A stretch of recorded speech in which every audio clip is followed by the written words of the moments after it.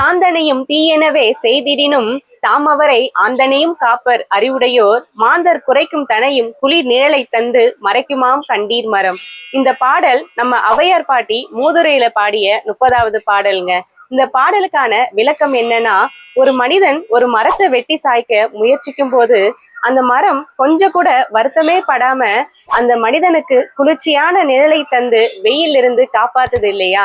அந்த மாதிரி அறிவுடைய சான்றோர்கள் சாகர வரைக்கும் ஒருத்தவங்க நமக்கு கெட்டதையே செஞ்சா கூட அவங்களுக்கு நல்லதை மட்டுமே செய்வாங்கன்னு நம்ம ஔவையார் பாட்டி சொல்றாங்க. திருக்குறள்ல உள்ள கருத்தை தான் நம்ம ஔவையார் பாட்டி மூதுரையில பயன்படுத்தி இருக்காங்க.